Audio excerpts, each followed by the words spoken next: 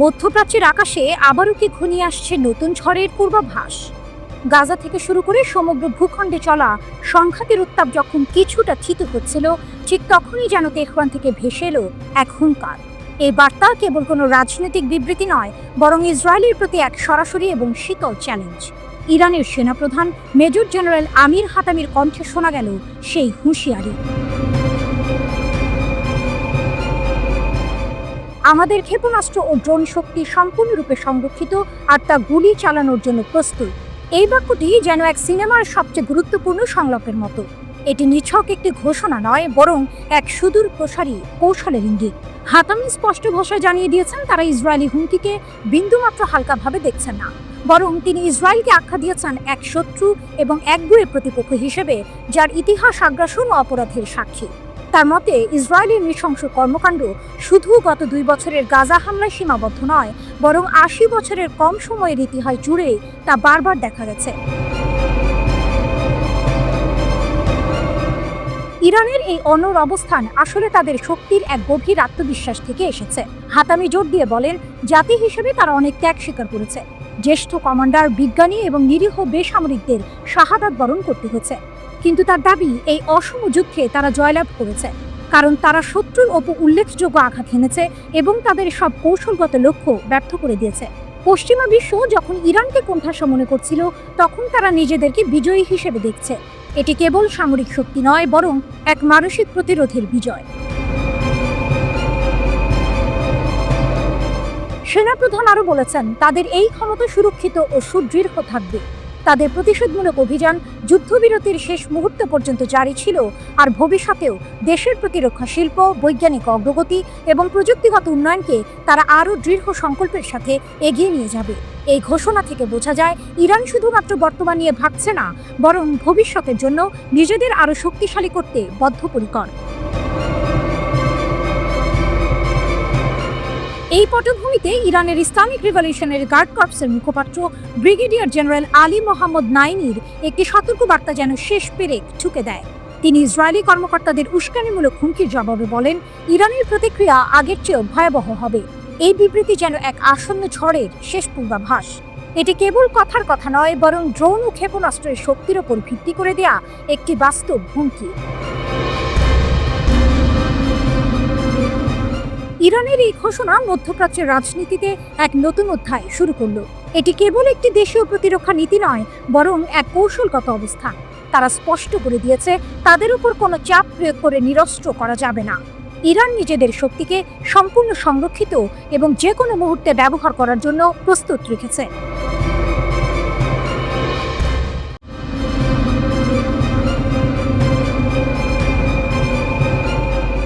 আবারও ক্ষেপণাস্ত্র হামলার পর ভূগর্ভস্থ আশ্রয় কেন্দ্রে ইসরায়েলিরা। তেল আবিবের সতর্ক অবস্থানে মধ্য ইসরায়েল জুড়ে সাইরেন বাজানোয় আতঙ্ক ছড়িয়ে পড়ে। ইয়েমেনের সশস্ত্র বাহিনী বেন গুরিয়ন বিমানবন্দরে হাইপারসনিক ক্ষেপণাস্ত্র হামলার দাবি করেছে। ইয়েমেনিদের ছোড়া একটি ব্যালিস্টিক ক্ষেপণাস্ত্র ইসরায়েলি বিমান প্রতিরক্ষা বাহিনী প্রতিহত করার দাবি করেছে। প্রাথমিক প্রতিবেদন অনুসারে এই হামলায় কোনো হতাহত বা ক্ষয়ক্ষতির খবর পাওয়া যায়নি। আইডিএফ ক্ষেপণাস্ত্র উৎক্ষেপণের বিষয়টি নিশ্চিত করেছে এবং জানিয়েছে যে প্রতিরক্ষা ব্যবস্থা তাৎক্ষণিকভাবে প্রতিক্রিয়া জানিয়েছে। ইসরায়েলের লক্ষ্যবস্তুতে আঘাত করার আগেই ক্ষেপণাস্ত্রটি প্রতিহত করা হয়েছে।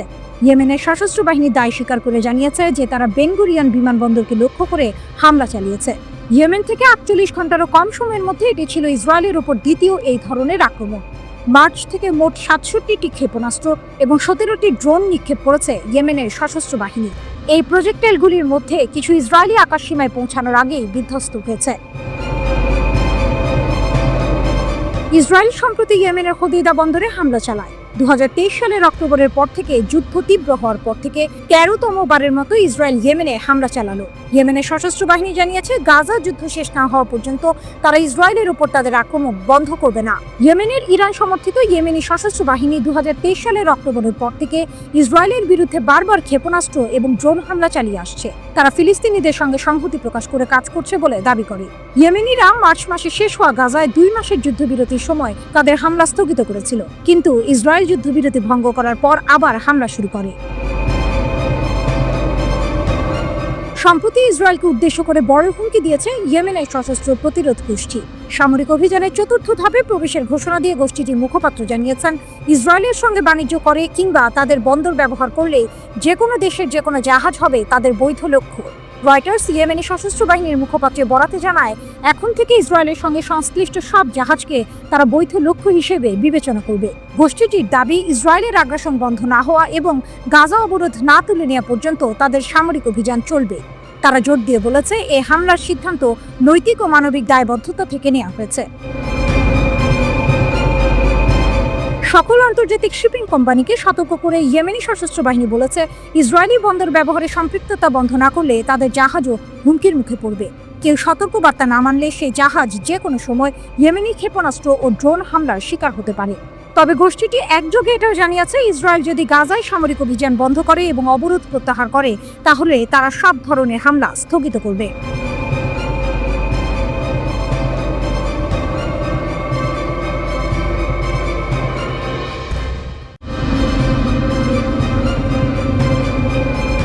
ইরান অদম্য এক জাতির অবিশ্বাস্য উত্থান। জানজান শহরের মঞ্চে দাঁড়িয়ে ইরানের রাষ্ট্রপতি মাসুদ পেজেশকিয়ান যখন বজ্রকণ্ঠে ঘোষণা করলেন, কোনো শক্তি ঐক্যবদ্ধ ইরানকে নতজানু করতে পারবে না, তখন যেন গোটা ইরানের আকাশ বাতাস এক নতুন আশার বার্তার অনুরণনে ভরে উঠল। এ শুধু কথার কথা নয়, এ হলো এক জাতির অদম্য স্পৃহা আর ইস্পাত কঠিন সংকল্পের প্রতিধ্বনি, যা সাম্প্রতিক এক শ্বাসরুদ্ধকর যুদ্ধের পর আরও একবার প্রমাণিত হলো। কে ভেবেছিল যে দেশটার উপর ইসরায়েল আর আমেরিকার যৌথ আগ্রাসন নেমে এসেছিল, সেই দেশই এত দ্রুত নিজেদের শক্তি ও সক্ষমতার এমন এক নজির স্থাপন করবে যা বিশ্বকে তাক লাগিয়ে দেবে। জুনের 13 তারিখ যখন ইসরায়েল ইরানের উচ্চপদস্থ কর্মকর্তা ও পারমাণবিক বিজ্ঞানীদের নিশানা করল, আর তার পরপরই যখন মার্কিন যুক্তরাষ্ট্র ইরানের বেসামরিক পারমাণবিক স্থাপনায় বোমা ফেলে যুদ্ধকে আরও উস্কে দিল, তখন অনেকেই ভেবেছিল ইরানের দিন ফুরিয়ে এসেছে। কিন্তু তারা জানতো না, এক নতুন গল্পের সূচনা মাত্র। এ যেন এক হলিউডের থ্রিলারের চিত্রনাট্য। একদিকে অত্যাধুনিক আয়রন ডোম আর বিপুল সামরিক সরঞ্জাম নিয়ে সজ্জিত ইসরায়েল ও পরাশক্তি আমেরিকা, অন্যদিকে কঠোর নিষেধাজ্ঞায় জর্জরিত ইরান, যাদের একমাত্র শক্তি তাদের ঐক্য, জ্ঞান আর বিশ্বাস। কিন্তু এই বিশ্বাসই তাদের সবচেয়ে বড় অস্ত্র হয়ে উঠল যখন আগ্রাসন শুরু হলো। ইরানি জনগণ, পুলিশ, নিরাপত্তা বাহিনী এবং বিশেষ করে ক্ষেপণাস্ত্র বিজ্ঞানীরা যে সম্মানজনক ও শক্তিশালী প্রতিরোধ গড়ে তুললেন তা ছিল সত্যিই প্রশংসার যোগ্য। রাষ্ট্রপতি পেজেশকিয়ান গর্বের সাথে স্মরণ করলেন সেই 12 দিনের যুদ্ধের কথা, যখন ইরানি সশস্ত্র বাহিনী, বিশেষ করে সেনাবাহিনী এবং ইসলামী বিপ্লবী গার্ড কর্পস IRGC তাদের সমস্ত শক্তি দিয়ে শত্রুদের মোকাবিলা করেছিল। বিশ্বাস করা কঠিন কিভাবে এই বাহিনীগুলো আয়রন ডোমের মতো সুরক্ষিত ব্যবস্থা ভেদ করে ইসরায়েলি লক্ষ্যবস্তুতে আঘাত হানল। শুধু তাই নয়, পশ্চিম এশিয়ার সবচেয়ে বড় মার্কিন সামরিক ঘাঁটি কাতারের আল উদেইদ বিমান ঘাঁটিতেও নির্ভুলভাবে হামলা চালালো তারা। এ যেন ডেভিডের গলিয়াতকে হারানোর এক আধুনিক উপাখ্যান। শত্রুদের সমস্ত হুমকি ও চাপকে তুচ্ছ করে ইরানি জাতীয় সশস্ত্র বাহিনী শুধু জাতীয় সার্বভৌমত্ব রক্ষা করেনি, তারা দেখিয়ে দিয়েছে যে দৃঢ় সংকল্পের কাছে কোনো বাধাই বড় নয়। যুদ্ধের মোড় ঘুরতে শুরু করল 24শে জুন। ইসরায়েলি সরকার ও মার্কিন যুক্তরাষ্ট্র ইরানের এই অপ্রত্যাশিত ও শক্তিশালী পাল্টা হামলায় এতটাই হতভম্ব হয়ে গিয়েছিল যে তাদের পক্ষে আর যুদ্ধ চালিয়ে যাওয়া সম্ভব হয়নি। তেল আবিব যুদ্ধবিরতি চাইতে বাধ্য হলো।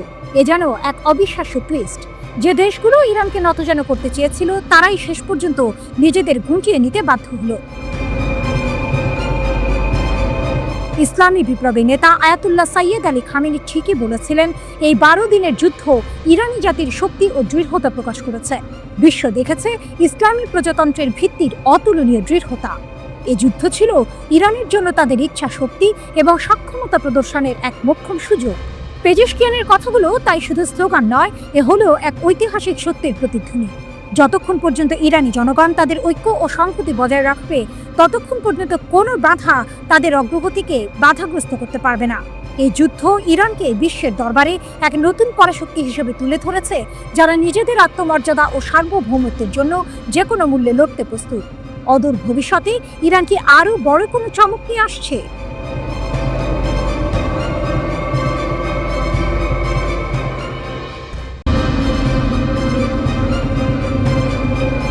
ইরান নেতানিয়াহুকে আতঙ্কিত করে তুলেছে। তার বাড়ির বাইরে ক্যামেরা স্থাপন করেছে। হত্যার চেষ্টার দাবির মধ্যে ইরানের একজন জ্যেষ্ঠ সংসদ সদস্যের বিশাল প্রকাশ। পেজেশকিয়ান আরাকচিকে হত্যার ষড়যন্ত্রের পর প্রতিশোধের প্রস্তুতি নিচ্ছে তেহরান। যুদ্ধ পুনরায় শুরু না হওয়ার জন্য নেতানিয়াহুকে ইরানের চূড়ান্ত সতর্কীকরণ।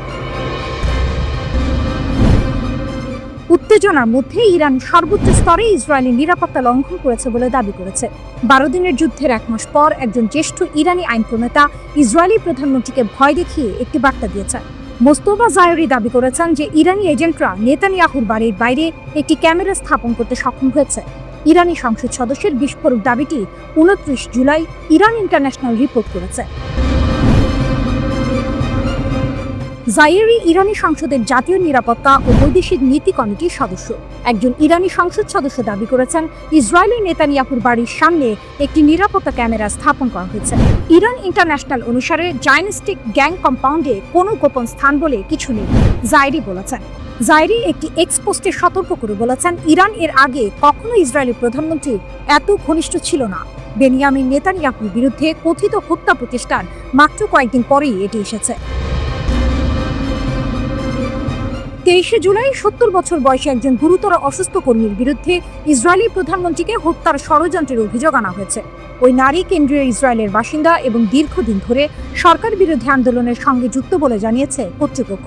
পুলিশের মতে অভিযুক্ত ওই নারী নেতানিয়াহুকে হত্যার জন্য নিজ হাতেই একটি বিস্ফোরক তৈরি করেছিলেন। পরিকল্পনা বাস্তবায়ন করতে তিনি আরও কয়েকজন সরকার বিরোধী কর্মীর সঙ্গে যোগাযোগ করে অস্ত্র সংগ্রহের চেষ্টা করেছিলেন। শুধু তাই নয়, নেতানিয়াহুর নিরাপত্তা ব্যবস্থা সম্পর্কেও তথ্য জানার চেষ্টা করেন তিনি। 28 জুলাই ইসরায়েলি মন্ত্রী ইসরায়েল কাটসের বিরুদ্ধেও একটি হত্যার ষড়যন্ত্রের কথা প্রকাশ করা হয়েছে।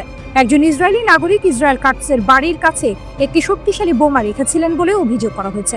তেহরানের হাই প্রোফাইল হত্যার চেষ্টার অভিযোগের পর ইরানি এমপির দাবিও এসেছে। ইরানের পররাষ্ট্রমন্ত্রী আরাকচি একটি সাক্ষাৎকারে দাবি করেছেন তার নিজের বাড়ির বিপরীতে একটি বাড়িতে বোমা রাখা হয়েছিল। ইরানের রাষ্ট্রীয় টিভিতে আরাকচি এ মন্তব্য করেছেন, কিন্তু ইরান ইন্টারন্যাশনাল অনুসারে সাক্ষাৎকারটি সম্প্রচারিত হয়নি। 12 দিনের যুদ্ধের সময় 16 জুন ইসরায়েল ইরানের রাষ্ট্রপতিকে হত্যার চেষ্টা করেছিল বলেও অভিযোগ রয়েছে। ফার্সের একটি প্রতিবেদনে বলা হয়েছে, পেজেশকিয়ানদের একটি বৈঠক স্থলে ইসরায়েল 6টি ক্ষেপণাস্ত্র বা বোমা দিয়ে আঘাত করেছিল। একটি গোপন ভূগর্ভস্থ স্থাপনায় ওই সভা চলাকালে ইসরায়েল সেই স্থাপনার উভয় দিকের প্রবেশ পথে বোমা হামলা চালায়। এ সময় জরুরি বের হওয়ার পথ দিয়ে তিনি ও অন্যরা বের হয়ে আসার সময়ই তার পায়ে সামান্য আঘাত লাগে। 12 দিনের এই যুদ্ধ চলার সময় সামাজিক মাধ্যমে আসা ভিডিওগুলোতে দেখা গেছে তেহরানের উত্তর পশ্চিমাঞ্চলে একটি পর্বত এলাকায় বারবার হামলা করেছে ইসরায়েল।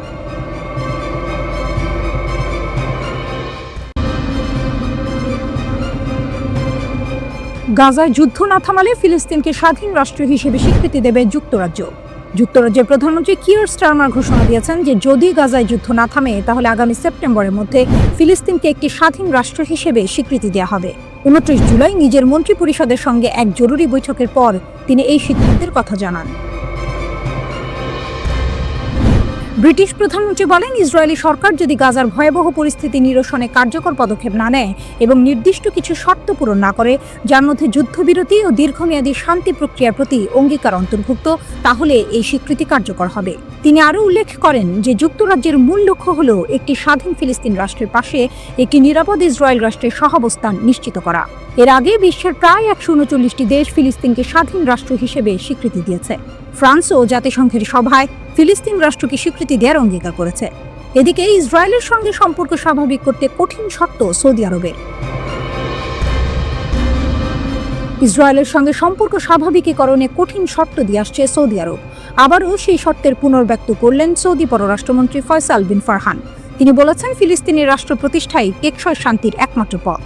দ্য টাইমস অফ ইসরায়েলের প্রতিবেদনে বলা হয়, সৌদি আরব তার অবস্থান পুনর্ব্যক্ত করে বলেছে, ইসরায়েলের সঙ্গে স্বাভাবিকীকরণ কেবল একটি ফিলিস্তিনি রাষ্ট্র প্রতিষ্ঠার মাধ্যমেই সম্ভব।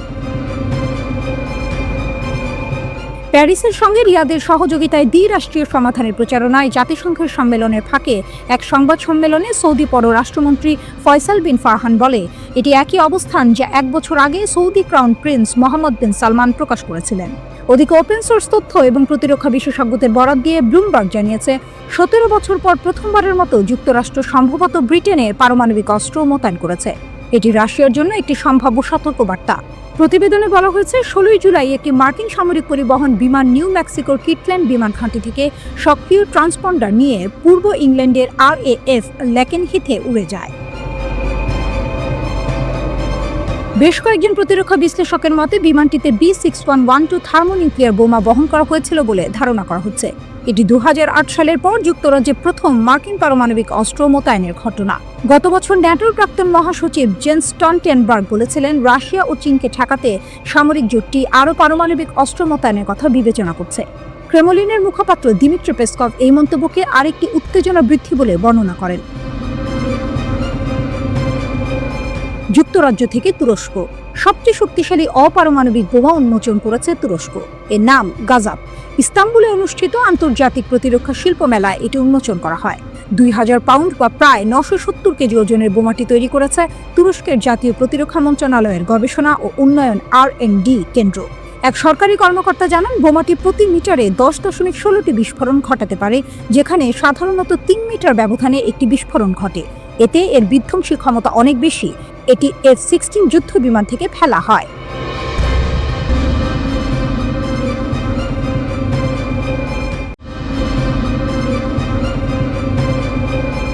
নেতানিয়াহুর যুদ্ধের আসল মূল্য। গাজার পাশাপাশি ইসরায়েলি সেনারাও কি শেষ হচ্ছে না? যখন নেতানিয়াহু গাজা যুদ্ধ চালিয়ে যাওয়ার অঙ্গীকার করছেন, তখন ইসরায়েলের ভেতরেই এক ভয়াবহ নীরব সংকট দানা বাঁধছে। এই যুদ্ধ শুধু গাজার মানুষের জীবন কেড়ে নিচ্ছে না, এটি ইসরায়েলের সামরিক বাহিনী IDF এর মেরুদণ্ড ভেঙে দিচ্ছে। প্রশ্ন উঠেছে, নেতানিয়াহুর এই যুদ্ধ কি কেবল গাজাবাসীকে নয়, ইসরায়েলের নিজেদের সেনাদেরও মেরে ফেলছে? ইসরায়েলের অদৃশ্য গণহত্যা, হাজার হাজার সেনার মানসিক পতন, ইসরায়েলের যুদ্ধযন্ত্র যেন নিজেই নিজেকে গ্রাস করছে। ইয়েদিয়ত আহরোনথের এক উদ্বেগজনক প্রতিবেদন অনুযায়ী 2023 সালের অক্টোবর থেকে এখন পর্যন্ত 10,000-এরও বেশি ইসরায়েলি সেনা post traumatic stress disorder PTSD এর লক্ষণ দেখাচ্ছেন। এর মধ্যে অন্তত 2769 জনকে আনুষ্ঠানিকভাবে PTSD রোগী হিসেবে চিহ্নিত করা হয়েছে।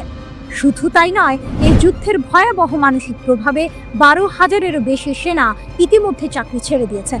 ইসরায়েলের প্রতিরক্ষা মন্ত্রণালয়ের এক সূত্র ইদিওথকে জানিয়েছে, এই সেনারা শুধু সামরিক জীবনই নয়, স্বাভাবিক বেসামরিক জীবনেও কাজ করার ক্ষমতা হারিয়ে ফেলছেন। যুদ্ধ শুরু হওয়ার পর থেকে সেনাবাহিনী ও নিরাপত্তা বাহিনীর প্রায় 12,500 নতুন আহত সেনা পুনর্বাসন কেন্দ্রে যোগ দিয়েছেন। এই সংখ্যা সেই হাজার হাজার সেনার বাইরে যারা আগে থেকেই মানসিক স্বাস্থ্য চিকিৎসা নিচ্ছেন। অর্থাৎ পরিস্থিতি কতটা গুরুতর তা সহজেই অনুমেয়। 2026-এর মধ্যে 1 লাখ সেনা আহত ও অক্ষম হওয়ার আশঙ্কা। ইসরায়েলের প্রতিরক্ষা মন্ত্রণালয় যে পূর্বাভাস দিয়েছে তা রীতিমতো ভয়ঙ্কর। তাদের অনুমান 2026 সালের মাঝামাঝি নাগাদ 1 লক্ষ ইসরায়েলি সেনা আহত বা অক্ষম হয়ে পড়বেন। এর মধ্যে অর্ধেকেরও বেশি মানসিক সমস্যায় ভুগবেন বলে ধারণা করা হচ্ছে। প্রতিবেদনে স্পষ্ট করে সতর্ক করা হয়েছে, যুদ্ধ শেষ হওয়ার পর এই সংখ্যা কেবল বাড়বে। বিশেষজ্ঞরা বলছেন, যুদ্ধের ময়দানে সেনারা এক ধরনের মানসিক অনাক্রম্যতা উপভোগ করেন, কিন্তু বিপদটা আসে পরে। স্বাভাবিক জীবনে ফিরে আসার পর ভয়ঙ্কর স্মৃতিগুলো মাথা চাড়া দিয়ে ওঠে। প্রতিবেদনে জোর দিয়ে বলা হয়েছে, এই বিলম্বিত ট্রমা বা আঘাতের ফলে যুদ্ধ পরবর্তী সময়ে মারাত্মক সংকট তৈরি হয়, এমনকি যুদ্ধের বছরখানেক পরও এর প্রভাব দেখা যায়। সবচেয়ে মর্মান্তিক খবরটি হলো, IDF নিজেই নিশ্চিত করেছে যে গত 14 জুলাই মাত্র 10 দিনে 3 জন ইসরায়েলি সেনা আত্মহত্যা করেছেন। চ্যানেল 12-এর খবর অনুযায়ী 14 জুলাই নাহাল ব্রিগেডের একজন সেনা নিজের জীবন কেড়ে নেন। 10 জুলাই গাজা থেকে ফিরে আসা একজন গোলানি সেনা সদে তেইমান ঘাঁটিতে আত্মহত্যা করেন। ইসরায়েল হায়ুন জানিয়েছে, 2024 সালেই এই পর্যন্ত 21 জন সেনা আত্মহত্যা করেছেন। আর হারেজ এর তথ্য অনুযায়ী 2023 সালে গাজা যুদ্ধ শুরু হওয়ার পর থেকে যুদ্ধ সম্পর্কিত আত্মহত্যার সংখ্যা বেড়ে দাঁড়িয়েছে 42 জনে। এই পরিসংখ্যানগুলো কি ইসরায়েলি সমাজের প্রতি এক ভয়াবহ ইঙ্গিত দিচ্ছে? নেতানিয়াহু যখন যুদ্ধের ধারাবাহিকতা রক্ষার প্রতিশ্রুতি দিচ্ছেন, তখন তার নিজের সেনাবাহিনীর ভেতরেই এক অদৃশ্য ক্ষয় চলছে।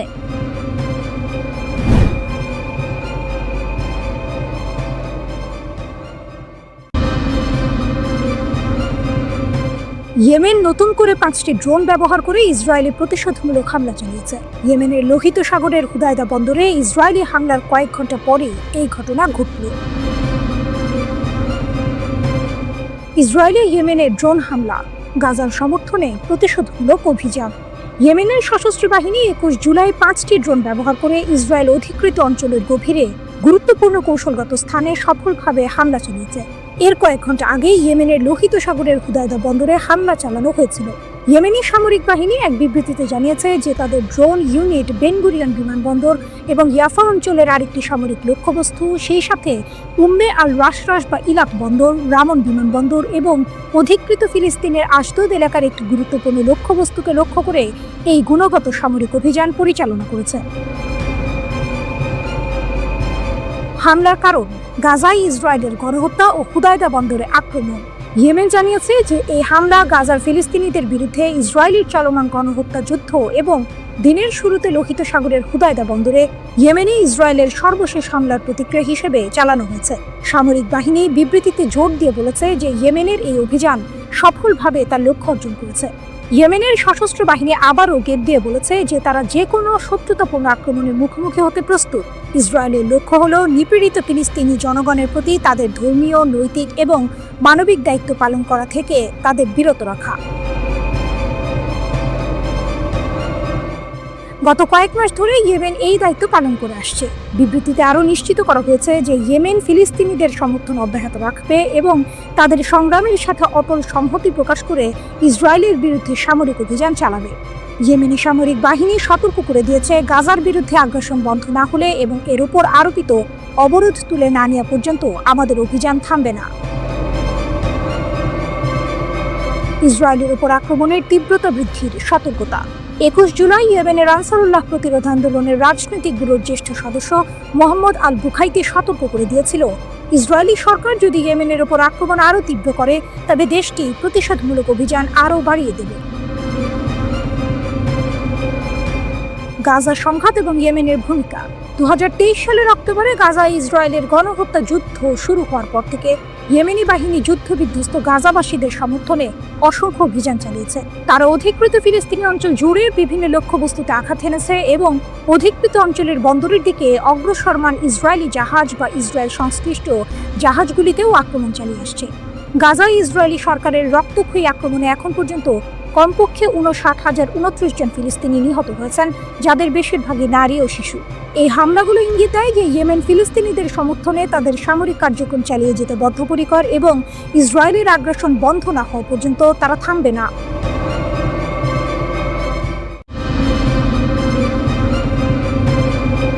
যুদ্ধ, ক্ষমতা, টানাপোড়েন আর গোপন কূটনীতির এই সময়ে মস্কোর বুকে ঘটল এক নাটকীয় মোড়, যা হয়তো বদলে দিতে পারে বিশ্ব রাজনীতির গতিপথ।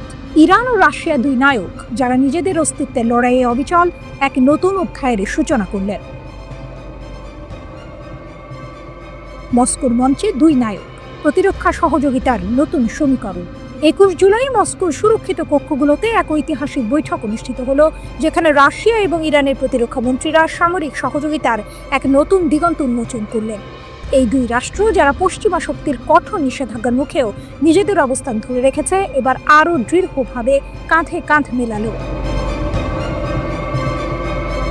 রাশিয়ার প্রতিরক্ষা মন্ত্রী আন্দ্রেই বেলাজভ এবং ইরানের প্রতিরক্ষা মন্ত্রী আজিজ নাসিরজাদে এর এই বৈঠক ছিল দুই দেশের মধ্যে কৌশলগত সম্পর্ক আরও গভীর করার চলমান প্রচেষ্টার অংশ। ইরানের রাষ্ট্রদূত কাজেম জালালি গর্বের সাথে ঘোষণা করলেন, এই বৈঠকের বিষয় ছিল সামরিক এবং প্রতিরক্ষা ক্ষেত্রে দ্বিপাক্ষিক সহযোগিতা জোরদার করা। মস্কোতে ইরানি দূতাবাসের বিবৃতিতে যৌথ প্রতিরক্ষা উদ্যোগের প্রতি দুই দেশের অবিচল অঙ্গীকারের কথাই তুলে ধরা হলো। এ যেন এক শক্তিশালী জোটের আগমনী বার্তা, যা বিশ্বকে নতুন করে ভাবতে বাধ্য করবে। ক্রেমলিনের অন্দরমহলে পারমাণবিক রহস্য, এক মহাকাব্যিক চাল। একই সময়ে ক্রেমলিনের অন্দরমহলে আরও এক গভীর আলোচনা চলছিল। রাশিয়ার প্রেসিডেন্ট ভ্লাদিমির পুতিন ক্রেমলিনে ইরানের শীর্ষ নেতা সাইয়েদ আলী খামেনির সিনিয়র উপদেষ্টা আলী লারিজানিকে স্বাগত জানান। এই বৈঠক কেবল আঞ্চলিক পরিস্থিতি নিয়ে আলোচনা ছিল না, এর কেন্দ্রবিন্দুতে ছিল ইরানের পারমাণবিক ফাইল। ক্রেমলিনের মুখপাত্র দিমিত্রি পেসকভ জানান, লারিজানি মধ্যপ্রাচ্যের ক্রমবর্ধমান পরিস্থিতি এবং ইরানের পারমাণবিক কর্মসূচির সর্বশেষ আপডেট পুতিনের কাছে তুলে ধরেছেন। ক্রমবর্ধমান আঞ্চলিক উত্তেজনার মধ্যে এই কূটনৈতিক যোগাযোগ বিশ্বকে এক বড় প্রশ্নের সামনে দাঁড় করিয়েছে। রাশিয়া কি কেবল স্থিতিশীলতা চাইছে, নাকি ইরানের পারমাণবিক সক্ষমতাকে আরও শক্তিশালী করার পেছনে তার কোনো উদ্দেশ্য রয়েছে? রাশিয়ার পক্ষ থেকে রাজনৈতিক সমাধানের কথা বলা হলেও পশ্চিমাদের ভয়ের আড়ালে লুকানো থাকতে পারে এক গভীর কৌশল। যখন পশ্চিমা বিশ্ব ইরানের পারমাণবিক কর্মসূচির হ্রাস টানার চেষ্টা করছে, তখন রাশিয়ার এই ঘনিষ্ঠতা এক নতুন বার্তা দিচ্ছে।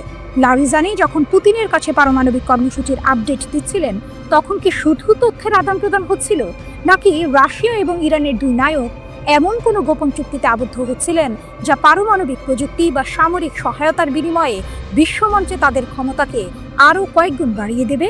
এই বৈঠকগুলো কি কেবল কূটনৈতিক প্রথা মেনে চলা আনুষ্ঠানিকতা ছিল, নাকি এটি ছিল পশ্চিমা বিশ্বের ওপর চাপ সৃষ্টির এক মহাকাব্যিক চাল?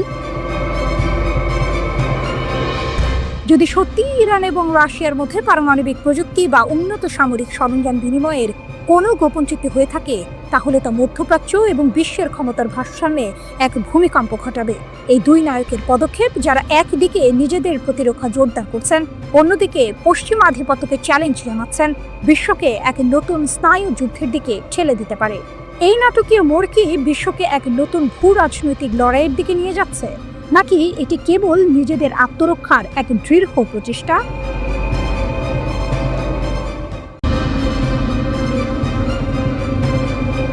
কাস্পিয়ানের বুকে রণতরীর গর্জন, এক যৌথ মহড়ার আড়ালে লুকানো বার্তা। কাস্পিয়ান সাগরের শান্ত জলরাশি হঠাৎই অশান্ত হয়ে উঠেছে। দিগন্তে ঘনিয়ে আসছে মেঘ, আর সেই মেঘের আড়াল থেকে ভেসে আসছে রণতরীর গর্জন। এ কোনো সাধারণ সামরিক মহড়া নয়, এজন্য এক ভূ রাজনৈতিক দাবা খেলার নতুন চাল, যেখানে পুতিন আর খামেনি এক টেবিলে বসেছেন, আর তাদের প্রতিপক্ষ হিসেবে চোখের সামনে ভেসে উঠেছে ইসরায়েল ও যুক্তরাষ্ট্রের তীক্ষ্ণ দৃষ্টি। একসাথে নিরাপদ ও সুরক্ষিত কাস্পিয়ান সাগরের জন্য লুকিয়ে আছে এক গভীর বার্তা, এক নীরব যুদ্ধ ঘোষণার ইঙ্গিত নয় কি? ছবিটা শুরু হয় ইরানের আমজালি বন্দরে। ভোরের আবছা আলোয় ভেসে আসে এক বিশাল আকৃতির রাশিয়ান যুদ্ধ জাহাজ। ধীর গতিতে কিন্তু নিশ্চিত পদক্ষেপে সেটি নোঙর করে নির্ধারিত মহড়া অঞ্চলে। জাহাজের গা থেকে ঠিকরে পড়ছে ভোরের সূর্যের আলো, আর তার উপস্থিতি জানান দিচ্ছে এক নতুন অধ্যায়ের সূচনা। ইরানের ইসলামী প্রজাতন্ত্রের নৌবাহিনীর উত্তর নৌবহরের আয়োজনে 3 দিনের এক মহাযুদ্ধের মহড়া। প্রেস টিভির খবর অনুযায়ী ইরান এই মহড়ায় তাদের নৌ প্রতিরক্ষা ব্যবস্থার সম্পূর্ণ সক্ষমতা প্রদর্শন করবে। এ যেন এক নীরব চ্যালেঞ্জ ছুড়ে দেওয়া হয়েছে বিশ্ব শক্তির প্রতি। উপস্থিত ছিলেন কাস্পিয়ান উপকূলীয় অন্যান্য রাষ্ট্রের সামরিক পর্যবেক্ষকরাও। তাদের চোখ ছিল তীক্ষ্ণ, কান ছিল সজাগ। প্রতিটি রণতরীর নড়াচড়া, প্রতিটি যুদ্ধ কৌশল যেন তাদের মস্তিষ্কে নতুন কোনো নকশা এঁকে দিচ্ছিল। তারা কি দেখতে পাচ্ছিলেন এক নতুন জোটের জন্ম হচ্ছে, যা বিশ্ব ক্ষমতার ভারসাম্যে বড় ধরনের পরিবর্তন আনবে? এই মহড়া এমন এক সময়ে অনুষ্ঠিত হচ্ছে যখন যুক্তরাষ্ট্র এবং ইসরায়েলের সাথে ইরানের দ্বন্দ্ব তীব্র থেকে তীব্রতর হচ্ছে। পারমাণবিক কর্মসূচির অগ্রগতি নিয়ে ইরানকে চেপে ধরেছে পশ্চিমা বিশ্ব। একের পর এক নিষেধাজ্ঞা, কড়া হুঁশিয়ারি, সবকিছুই যেন ইরানকে এক কোণঠাসা অবস্থায় ফেলে দিয়েছে। কিন্তু ইরান হার মানার পাত্র নয়। এর প্রতিক্রিয়ায় তারা হাত বাড়িয়েছে তাদের পুরনো মিত্র রাশিয়ার দিকে। মস্কোতে ঘটে যাওয়া একটি আকস্মিক বৈঠক যেন এই নাটকের কেন্দ্রবিন্দুতে পরিণত হয়েছে। ইরানের সর্বোচ্চ নেতার একজন শীর্ষ উপদেষ্টা মস্কো উড়ে গিয়েছিলেন রাশিয়ার রাষ্ট্রপতির সাথে দেখা করতে। অ্যাসোসিয়েটেড প্রেসের খবরে বলা হয়েছে, এই বৈঠকের মূল বিষয় ছিল তেহরানের পারমাণবিক কর্মসূচি। এই হঠাৎ করে ঘটে যাওয়া বৈঠকটি যেন এক শীতল যুদ্ধের আভাস দিচ্ছিল, যেখানে পুরনো বন্ধুত্বের সুতো ধরে নতুন করে জোট বাঁধা হচ্ছে। এই বৈঠকটি কেবল পারমাণবিক কর্মসূচি নিয়ে আলোচনার জন্য ছিল, নাকি এর আড়ালে লুকিয়ে ছিল আরো বড় কোনো পরিকল্পনা? কাস্পিয়ানের বুকে রাশিয়ান যুদ্ধজাহাজের উপস্থিতি, ইরানের সামরিক সক্ষমতার প্রদর্শন, আর পশ্চিমাদের সাথে ইরানের তীব্র দ্বন্দ্ব, সবকিছু মিলে এক বিস্ফোরক পরিস্থিতি তৈরি হয়েছে। এই মহড়া কি কেবল সামরিক শক্তি প্রদর্শনের একটি ধাপ, নাকি এটি ইসরায়েল ও যুক্তরাষ্ট্রের প্রতি এক নীরব সতর্কবার্তা? পুতিন ও খামেনির এই যৌথ পদক্ষেপকে প্রমাণ করে যে তারা পশ্চিমাদের চাপ মোকাবেলায় একজোট হয়েছেন। প্রশ্ন হলো, এই সামরিক মহড়া কি মধ্যপ্রাচ্যে নতুন কোনো সংঘাতের জন্ম দেবে, নাকি এটি কেবল একটি কূটনৈতিক চাল যা ইরানকে পারমাণবিক কর্মসূচিতে আরও বেশি স্বাধীনতা দেবে? কাস্পিয়ান সাগরের বুকে রণতরীর এই গর্জন কি শুধুই একটি শব্দ, নাকি এটি আসন্ন এক ঝড়ের পূর্বাভাস? এই মহড়ার পর বিশ্ব রাজনীতি কোন দিকে মোড় নেবে তা জানতে হলে আমাদের চোখ রাখতে হবে কাস্পিয়ানের জলরাশির দিকে, যেখানে ক্ষমতার এক নতুন খেলা শুরু হয়েছে।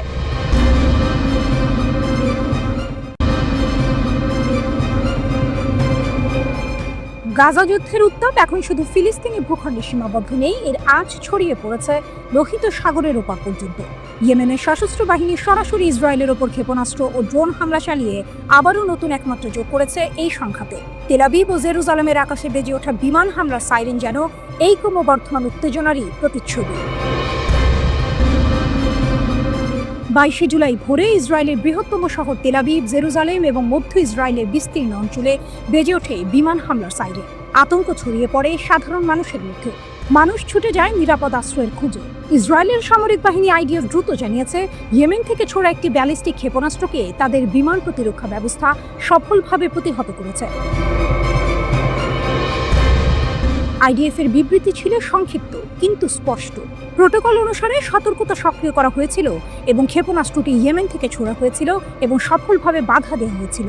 আপাতদৃষ্টিতে মনে হতে পারে এটি একটি নিয়মিত ঘটনা, কিন্তু এর পেছনের প্রেক্ষাপট অনেকটাই ভিন্ন। এই হামলার পরপরই ইয়েমেনি সশস্ত্র বাহিনী এর দায় স্বীকার করে জানিয়েছে, ইসরায়েলি হামলার প্রতিশোধ হিসেবেই তারা তেল আবিবের গুরুত্বপূর্ণ বেন গুরিয়ন বিমানবন্দরকে লক্ষ্য করে এই হামলা চালিয়েছে। যদিও এই হামলায় তাৎক্ষণিকভাবে কোনো হতাহত বা বড় ধরনের ক্ষয়ক্ষতির খবর পাওয়া যায়নি, তবে বেন গুরিয়ন বিমানবন্দরের কার্যক্রম সাময়িকভাবে ব্যাহত হয়, যা টাইমস অফ ইসরায়েলের প্রতিবেদনেও নিশ্চিত করা হয়েছে। পরে অবশ্য বিমানবন্দর পুনরায় চালু হয়। প্রতিশোধের আগুন হুদাইদা থেকে তেল আবিব পর্যন্ত ইয়েমেনি সশস্ত্র বাহিনীর এই ক্ষেপণাস্ত্র হামলা কোনো বিচ্ছিন্ন ঘটনা নয়। এর ঠিক 24 ঘন্টা আগে 21 জুলাই ইসরায়েলি বিমান বাহিনী ইয়েমেনের হুদাইদা বন্দরে ড্রোন হামলা চালিয়েছিল। ইসরায়েল দাবি করে এই হামলায় ইয়েমেনি সশস্ত্র বাহিনীর সামরিক অবকাঠামো লক্ষ্য করা হয়েছে এবং তারা পূর্ববর্তী আইডিএফ হামলায় ক্ষতিগ্রস্ত স্থানগুলো পুনর্নির্মাণের চেষ্টা করছিল। অর্থাৎ ইসরায়েল ইয়েমেনের সশস্ত্র বাহিনীর সামরিক সক্ষমতা কমাতে চেয়েছিল, কিন্তু এর ফল হয়েছে উল্টো। ইসরায়েলি হামলার জবাব দিতে হুথিরা 24 ঘন্টারও কম সময়ে দূরপাল্লার ক্ষেপণাস্ত্র এবং একাধিক ড্রোন হামলা চালায় ইসরায়েলের উপর। প্রতিবেদন অনুযায়ী এই ক্ষেপণাস্ত্রগুলো 1800 কিলোমিটার দূর থেকে নিক্ষেপ করা হয়েছিল, যা ইসরায়েলের অধিকাংশ অঞ্চলে সাইরেন বাজাতে বাধ্য করে। 21 জুলাইও ইসরায়েলি আকাশসীমায় প্রবেশের আগে ইয়েমেনি ড্রোনগুলোকে বাধা দেওয়া হয়েছিল বলে ইসরায়েল জানায়। টাইমস অফ ইসরায়েলের তথ্য অনুযায়ী 18 মার্চ থেকে ইয়েমেনি সশস্ত্র বাহিনী ইসরায়েলের 63টি ব্যালিস্টিক ক্ষেপণাস্ত্র নিক্ষেপ করেছে। এই সংখ্যাটি কেবল একটি পরিসংখ্যান নয়, এটি মধ্যপ্রাচ্যে ক্ষমতার নতুন সমীকরণের ইঙ্গিত। ইয়েমেনিরা খোলাখুলিভাবে ঘোষণা করেছে যে গাজায় চলমান যুদ্ধের সমর্থনে তারা এই হামলা চালাচ্ছে এবং যুদ্ধ শেষ না হওয়া পর্যন্ত তাদের হামলা অব্যাহত থাকবে। ইয়েমেনের এই গোষ্ঠী ইরান সমর্থিত এবং ইসরায়েল ও যুক্তরাষ্ট্রের সঙ্গে ইরানের ক্রমবর্ধমান উত্তেজনা এই হামলায় একটি নতুন মাত্রা যোগ করেছে।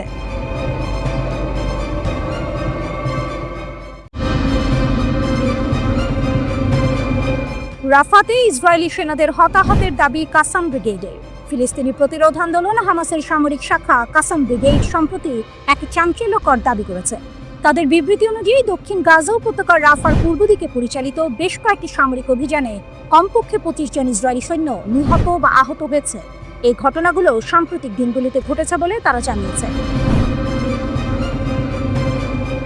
কাসাম ব্রিগেড একটি বিস্তারিত বিবৃতি প্রকাশ করে জানায় যে তাদের যোদ্ধারা 22 জুলাই রাফার পূর্ব দিকের মাশরু জংশন এলাকায় একটি সামরিক অভিযান পরিচালনা করেছে। এই অভিযানে 7 জন ইসরায়েলি সৈন্যের একটি ইউনিটকে লক্ষ্যবস্তু করা হয় কর্মী বিরোধী বিস্ফোরক ডিভাইস ব্যবহার করে। কাসাম ব্রিগেডের দাবি, এই বিস্ফোরণের ফলে ইসরায়েলি সৈন্যদের মধ্যে হতাহতের ঘটনা ঘটে। বিবৃতিতে আরও বলা হয়েছে যে এই হতাহতদের সরিয়ে নেওয়ার জন্য ইসরায়েলি হেলিকপ্টার মোতায়েন করা হয়েছিল। একই এলাকায় কাসাম যোদ্ধারা এর একদিন আগে অর্থাৎ সোমবার আরও একটি সফল অভিযান চালিয়েছে বলে দাবি করেছে। সেই অভিযানে 10 জন সৈন্যের একটি ইসরায়েলি বাহিনী যখন একটি নির্দিষ্ট স্থানে হামলা চালায়, তখন একটি বোমা আটকে পড়া বাড়িতে বিস্ফোরণ ঘটানো হয়। এই হামলায় 10 জন সৈন্য হতাহত হয় বলে কাসাম ব্রিগেড জানিয়েছে। এই হামলার পরেও ইসরায়েলি হেলিকপ্টার ব্যবহার করে হতাহতদের সরিয়ে নেওয়া হয়েছিল বলে বিবৃতিতে উল্লেখ করা হয়েছে। কাসাম ব্রিগেড আরও জানিয়েছে যে গত 17 জুলাই রাফার পূর্বে আল জানিনা পাড়ার দেইর ইয়াসিন জংশনের কাছে আরেকটি অভিযান চালানো হয়। এই অভিযানে 8 জন সৈন্য নিয়ে গঠিত একটি ইসরায়েলি ইঞ্জিনিয়ারিং ইউনিটকে লক্ষ্যবস্তু করা হয়। 2টি কর্মী বিরোধী বিস্ফোরক ডিভাইস ব্যবহার করে চালানো এই হামলায় ইসরায়েলি সৈন্যদের মধ্যে মৃত্যু ও আহত হওয়ার ঘটনা ঘটেছে বলে কাসামের দাবি। জুলাই মাসের মাঝামাঝি সময়ে কাসাম ব্রিগেড আরও একটি অভিযানের কথা জানিয়েছে। তাদের মতে প্রতিরোধী যোদ্ধারা রাফার পূর্বে শাওকা এলাকায় বাড়িতে ইসরায়েলি সেনাদের প্রলুব্ধ করে। সেনারা ওই বাড়িতে প্রবেশ করার সাথে সাথেই বিস্ফোরণ ঘটানো হয়, যার ফলে ইসরায়েলি সেনাদের মধ্যে হতাহতের ঘটনা ঘটে। এছাড়াও কাসাম ব্রিগেড 12 জুলাইয়ের একটি অভিযানের বিবরণ দিয়েছে। এই অভিযানে দক্ষিণাঞ্চলীয় খান ইউনিসেফ শহরের উত্তরে একটি সাঁজোয়া কর্মীবাহককে অত্যন্ত বিস্ফোরক ডিভাইস ব্যবহার করে বিস্ফোরণ ঘটানো হয়। এই বিস্ফোরণের ফলে অনির্দিষ্ট সংখ্যক সৈন্য নিহত ও আহত হয়েছে বলে কাসাম ব্রিগেড দাবি করেছে। কাসাম ব্রিগেড তাদের এই অভিযানগুলোর ভিডিও ফুটেজ প্রকাশ করেছে। এই ভিডিওতে উপরোক্ত অভিযানগুলোর পাশাপাশি ইয়াসিন 105 শেল দিয়ে একটি মেরকাবা ট্যাঙ্ককে লক্ষ্য করে হামলা চালানোর দৃশ্য দেখানো হয়েছে। ফুটেজে দেখা গেছে উত্তর গাজার জাবালিয়া শরণার্থী শিবিরে ইসরায়েলি সামরিক যানবাহনের খুব কাছ থেকে বিস্ফোরণ ঘটানো হয়েছে। ভিডিওতে নথিভুক্ত অভিযানগুলোর মধ্যে একটি ছিল ট্যাঙ্কের ভেতরে একটি বিস্ফোরক ডিভাইসের বিস্ফোরণ। ভিডিওটিতে আক্রমণকারী ইসরায়েলি যানবাহনের রুটে পর্যবেক্ষণ এবং বিস্ফোরক ডিভাইস স্থাপনের প্রক্রিয়া এবং সামরিক অভিযানের আগে অন্যান্য প্রস্তুতিও দেখানো হয়েছে। গাজার স্বাস্থ্য মন্ত্রণালয়ের অনুমান অনুসারে 2023 সালের অক্টোবর থেকে ইসরায়েল গাজায় কমপক্ষে 59,219 জন ফিলিস্তিনিকে হত্যা করেছে, যাদের বেশিরভাগই নারী ও শিশু। এই পরিসংখ্যান চলমান সংঘাতের ভয়াবহতা তুলে ধরে।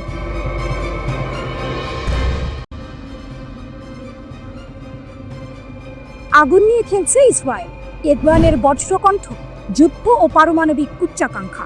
ইরানের প্রেসিডেন্ট মাসুদ পেজেশকিয়ানের কণ্ঠে যেন প্রতিধ্বনিত হলো সমগ্র জাতির অদম্য সংকল্প। ইসরায়েল যদি ফের যুদ্ধের আগুন জ্বালায়, তবে ইরান প্রস্তুত, সম্পূর্ণ প্রস্তুত। প্রেসিডেন্ট পেজেশকিয়ান শান্ত কিন্তু দৃঢ় কণ্ঠে বলেছেন, ইসরায়েলের যে কোনো নতুন সামরিক পদক্ষেপের মোকাবিলায় আমরা সম্পূর্ণ প্রস্তুত এবং আমাদের সশস্ত্র বাহিনী আবারও ইসরায়েলের ভেতরে গভীরভাবে আঘাত হানার সক্ষমতা রাখে। পশ্চিমারা যখন ইরানের চলমান পারমাণবিক উচ্চাকাঙ্ক্ষার সমাধান খুঁজছে, তখনই পেজেশকিয়ানের এই মন্তব্য যেন এক নতুন বার্তা দেয়। কারণ আন্তর্জাতিক বিভিন্ন প্রতিবেদনে বলা হয়েছে, যুক্তরাষ্ট্রের চালানো হামলায় ইরানের পারমাণবিক স্থাপনাগুলোর বাস্তব ক্ষয়ক্ষতি ওয়াশিংটনের দাবির তুলনায় ছিল অনেকটাই সীমিত। ইরান যেন এক অদম্য ফিনিক্স পাখির মতো ছাই থেকে উঠে এসে আরও শক্তিশালী হয়ে উঠছে। প্রেসিডেন্ট পেজেশকিয়ান 12 দিনের সংঘাতের পর কার্যকর হওয়া যুদ্ধবিরতির ওপর ইরানের কোনো আস্থা নেই। আমরা এই ব্যাপারে খুব একটা আশাবাদী নই। এসব কারণে আমরা যে কোনো সম্ভাব্য পরিস্থিতি ও প্রতিক্রিয়ার জন্য প্রস্তুতি নিয়ে রেখেছি। ইসরায়েল আমাদের ক্ষতি করেছে, আমরাও তাদের ক্ষতি করেছি। তারা আমাদের ওপর শক্তিশালী হামলা চালিয়েছে, আমরাও তাদের গভীরে শক্তভাবে আঘাত হেনেছি। তবে তারা নিজেদের ক্ষয়ক্ষতি গোপন করছে। এই হলো সেই মোচন। ইসরায়েল নিজেদের ক্ষয়ক্ষতি বিকিয়ে রাখছে, এই দাবি যেন ইরানের শক্তির এক নীরব ঘোষণা। তারা কেবল প্রতিরোধী করেনি, পাল্টা আঘাত হেনেছে, যার গভীরতা ইসরায়েল প্রকাশ করতে সাহস পাচ্ছে না। আন্তর্জাতিক বিরোধিতা সত্ত্বেও ইরান তার ইউরেনিয়াম সমৃদ্ধকরণ কর্মসূচি অব্যাহত রাখতে বলে জানিয়েছেন প্রেসিডেন্ট পেজেশকিয়ান। তিনি স্পষ্ট করে দিয়েছেন, ইরানের পারমাণবিক সক্ষমতা উন্নয়নের এই কার্যক্রম আন্তর্জাতিক আইনের কাঠামোর মধ্যেই পরিচালিত হবে। প্রেসিডেন্ট পেজেশকিয়ান বলেছেন, ট্রাম্প বলেছেন ইরানের কাছে পারমাণবিক অস্ত্র থাকা উচিত নয় এবং আমরা এই বিষয়টি মেনে নিচ্ছি, কারণ আমরা পারমাণবিক অস্ত্র স্পষ্টভাবে প্রত্যাখ্যান করি। এটি আমাদের রাজনৈতিক, ধর্মীয়, মানবিক ও কৌশলগত অবস্থা। ইরান কূটনীতিতে বিশ্বাসী, কিন্তু হুমকি বা জোর জবরদস্তি মেনে নেবে না। পেজেশকিয়ান আরও বলেন, আমাদের পারমাণবিক কর্মসূচি শেষ হয়ে গেছে বলে ট্রাম্প যে দাবি করেছেন তা একটি ভুল ধারণা মাত্র। এই মন্তব্য যেন বিশ্বকে এক কঠিন বার্তা দিলে ইরান তার নিজস্ব পথে অবিচল, কারো হুমকিতে তারা পিছু হটবে না। ইসরায়েল সহ প্রায় সবার একটা ধারণা ছিল, তাদের ক্ষেপণাস্ত্র প্রতিরক্ষা ব্যবস্থা আয়রন ডোম ভেদ করার ক্ষমতা কোনো মিসাইলের নেই, ফলে এটিকে তারা বলতো ঈশ্বরের দেয়া। এর পাশাপাশি তাদের রয়েছে ডেভিড স্লিং, দ্য অ্যারো এবং যুক্তরাষ্ট্রের তৈরি থাট। এছাড়া জর্ডান এবং লোহিত সাগরে মার্কিন বাহিনীর আকাশ প্রতিরক্ষা ব্যবস্থা তাদেরকে বাড়তি নিরাপত্তা নিশ্চয়তা দিয়েছিল। ইরান তার পুরো প্রতিরক্ষা ব্যবস্থা গড়ে তুলেছে ইসরায়েলকে মাথায় রেখে। আজ হোক কাল হোক ইসরায়েলের সঙ্গে সামরিক সংঘাত বাঁধবেই। এই ধরনের সামরিক রাজনৈতিক বোঝাপড়া এই প্রতিরক্ষা ডক্ট্রিনের মূল প্রতিপাদ্য।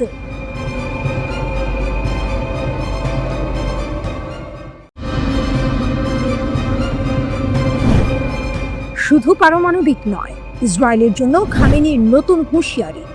মিসাইল সংকটে আমেরিকা ইরানকে যুদ্ধের ঢোল বাজাচ্ছে আরও জোরে। মধ্যপ্রাচ্যের আকাশ জুড়ে এখন কেবলই চাপা উত্তেজনা। একদিকে ইসরায়েল এবং যুক্তরাষ্ট্রের কঠোর হুঁশিয়ারি, অন্যদিকে ইরানও তার সামরিক সক্ষমতা বাড়ানোর ঘোষণা দিচ্ছে। এই টানটান পরিস্থিতির মাঝেই ইরানের সর্বোচ্চ নেতা আয়াতুল্লাহ আলী খামেনি ইসরায়েলের বিরুদ্ধে এক নতুন হুমকি দিয়েছেন। তার এই ঘোষণার সময়টি বিশেষভাবে তাৎপর্যপূর্ণ, কারণ ওয়াল স্ট্রিট জার্নাল সহ বিভিন্ন গণমাধ্যম দাবি করছে মার্কিন যুক্তরাষ্ট্রের ক্ষেপণাস্ত্র মজুদে নাকি মারাত্মক সংকট দেখা দিয়েছে।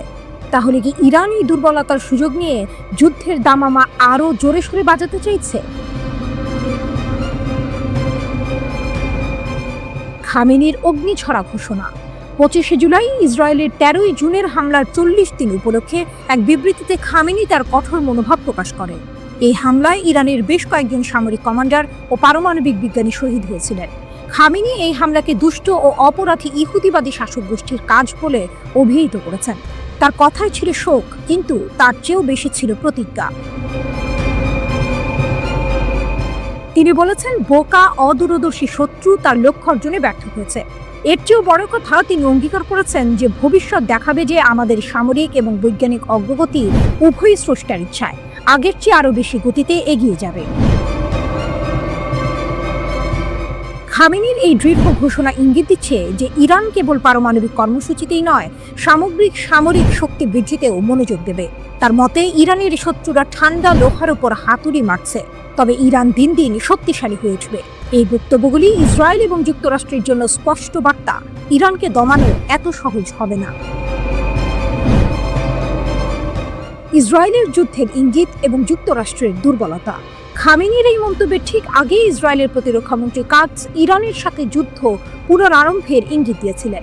জেরুজালেম পোস্ট অনুসারে তিনি বিমান শ্রেষ্ঠত্ব বজায় রাখার উপর জোর দিয়েছিলেন এবং ইরানকে পারমাণবিক শক্তি অর্জন থেকে বিরত রাখার পরিকল্পনা কার্যকর করার আহ্বান জানান। এমনকি মার্কিন প্রেসিডেন্ট ডোনাল্ড ট্রাম্প এবং ইসরায়েলের প্রধানমন্ত্রী বেনিয়ামিন নেতানিয়াহু বলেছিলেন যে ইরান যদি তাদের পারমাণবিক কর্মসূচি পুনরায় শুরু করে তবে তারা হামলা চালাবে। কিন্তু গল্পের টুইস্ট এখানেই।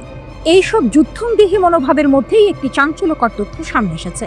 এক্সিওসের এক রিপোর্টে বলা হয়েছে, ইসরায়েল ইরান যুদ্ধের পর যুক্তরাষ্ট্র এবং ইসরায়েলের ক্ষেপণাস্ত্র বিরোধী ব্যবস্থা যেমন প্যাট্রিয়ট এবং থার্ড মজুদে মারাত্মক ঘাটতি দেখা দিয়েছে।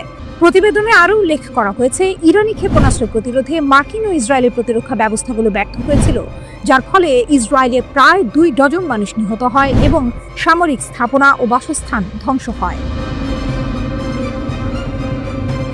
এই পরিস্থিতি মধ্যপ্রাচ্যের ক্ষমতার ভারসাম্যে এক নতুন সমীকরণ তৈরি করছে।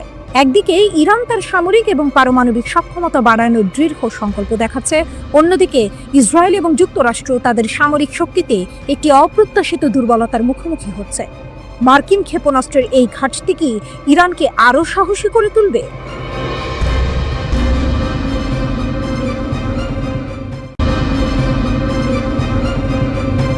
ইসরায়েল ও হামাসের সংঘাতে বাড়ছে হতাহতের সংখ্যা।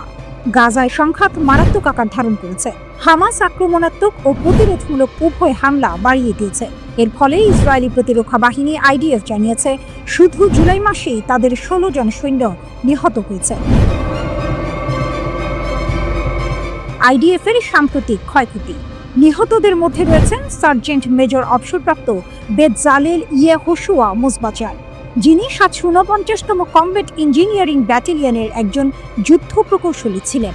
গত 19 জুলাই গাজার খান ইউনিসে তার হামভিতে রাস্তার পাশে বোমা হামলায় গুরুতর আহত হওয়ার পর তিনি মারা যান। একই ঘটনায় আরও একজন আইডিএফ সৈন্য আহত হয়ে হাসপাতালে চিকিৎসাধীন। মোজবাচার গোলান হাইটসের আজনে এইতানের বাসিন্দা ছিলেন এবং তেল আবিবের কাছে ওর ইয়েহুদায় থাকতেন।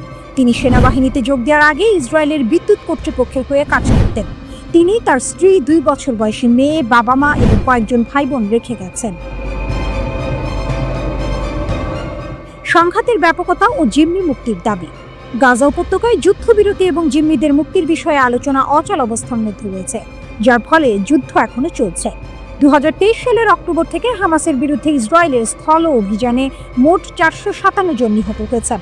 এই সংখ্যার মধ্যে আইডিএফ সেনা, পুলিশ কর্মকর্তা এবং প্রতিরক্ষা মন্ত্রণালয়ের বেসামরিক ঠিকাদাররাও অন্তর্ভুক্ত। গত 7 অক্টোবর থেকে সকল ফ্রন্টে নিহত ইসরায়েলি কর্মীর মোট সংখ্যা এখন 896 পৌঁছেছে। এদিকে ইসরায়েলি জিম্মিদের আত্মীয় স্বজনরা তেল আবিবের মার্কিন দূতাবাস শাখার দিকে মিছিল করেছেন। তারা 50 জন জিম্মিকে ফিরিয়ে আনার জন্য হামাসের সাথে একটি পূর্ণাঙ্গ চুক্তি দাবি করেছেন। এই সংঘাতের ফলে সাধারণ মানুষের জীবন মারাত্মকভাবে ক্ষতিগ্রস্ত হচ্ছে, মানবিক সংকট আরও গভীর হচ্ছে এবং আন্তর্জাতিক সম্প্রদায় অবিলম্বে যুদ্ধবিরতির আহ্বান জানাচ্ছে। উভয় পক্ষের মধ্যে উত্তেজনা বৃদ্ধি পাওয়ায় এই অঞ্চলে শান্তি প্রতিষ্ঠার সম্ভাবনা আরও কঠিন হয়ে পড়ছে। স্থানীয় সংবাদ মাধ্যমগুলো বলছে পরিস্থিতি দ্রুত অবনতির দিকে যাচ্ছে এবং যদি জরুরি ভিত্তিতে কোনো সমাধান না আসে তবে হতাহতের সংখ্যা আরও বাড়তে পারে। এই সংঘাতের জেরে আঞ্চলিক স্থিতিশীলতাও হুমকির মুখে পড়ছে।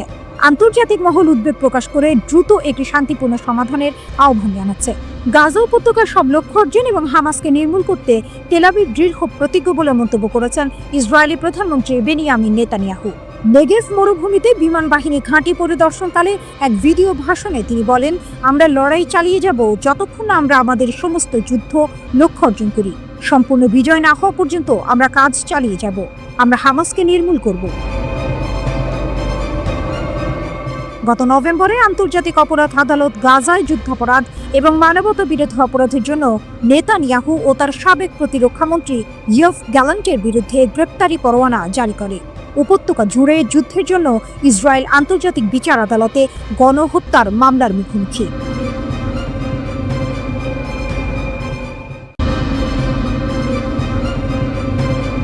গভীর সমুদ্রে রাশিয়ার পারমাণবিক বজ্রধ্বনি। প্রশান্ত মহাসাগরের বরফ শীতল আর্কটিক থেকে বাল্টিক সাগরের অস্থির জলরাশি, এমনকি কাস্পিয়ান সাগরের শান্ত বুকেও এক অভূতপূর্ব সামরিক মহড়ায় গর্জে উঠেছে রাশিয়ার নৌশক্তি।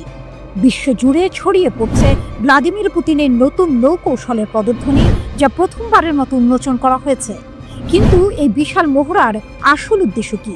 শুধুই কি সামরিক প্রস্তুতি, নাকি এর পেছনে লুকিয়ে আছে আরও গভীর কোনো পরিকল্পনা? রাশিয়ার নৌবাহিনী জুলাই স্টর্ম নামক এক বিশাল যুদ্ধ মহড়া শুরু করেছে। এই মহড়া নেতৃত্ব দিচ্ছেন অ্যাডমিরাল মোইসেয়েভ। এর আওতায় প্রশান্ত মহাসাগর, আর্কটিক, বাল্টিক এবং কাস্পিয়ান সাগরের অপারেশনাল জোনগুলোতেও একযোগে চলছে স্থল, সমুদ্র ও বিমান ইউনিটের সম্মিলিত প্রশিক্ষণ।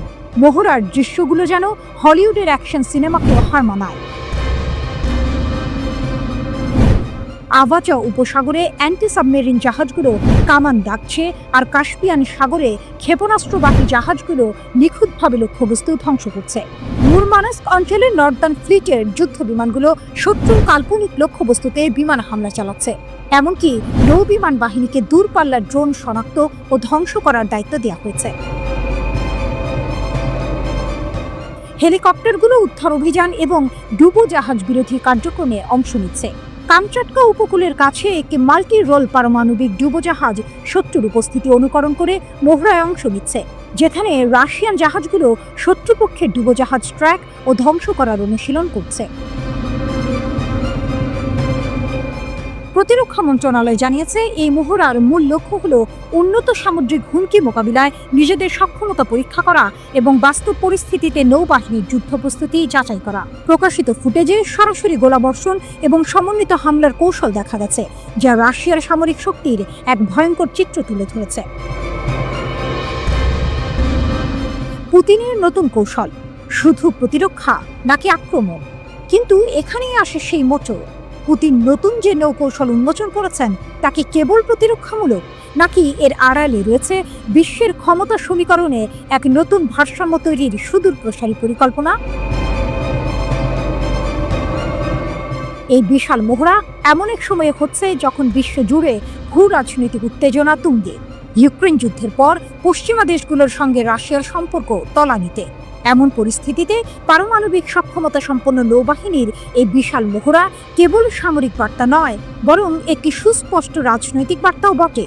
এটি ইঙ্গিত দেয় যে রাশিয়া নিজেদের বৈশ্বিক প্রভাব পুনঃপ্রতিষ্ঠা করতে বদ্ধপরিকর। বিশেষ করে আর্কটিক অঞ্চলে রাশিয়ার ক্রমবর্ধমান সামরিক উপস্থিতি নতুন করে ভূ রাজনৈতিক বিতর্ক সৃষ্টি করেছে, যেখানে প্রাকৃতিক সম্পদ এবং নতুন নৌ রুটের নিয়ন্ত্রণ নিয়ে বিশ্ব জুড়ে প্রতিযোগিতা বাড়ছে। তাহলে কি জুলাই ঝড় শুধু একটি মহড়া নয়, বরং বিশ্বকে পুতিনের পারমাণবিক সক্ষমতা এবং নতুন আগ্রাসী নৌকৌশলের জানান দেওয়ার একটি প্রদর্শনী?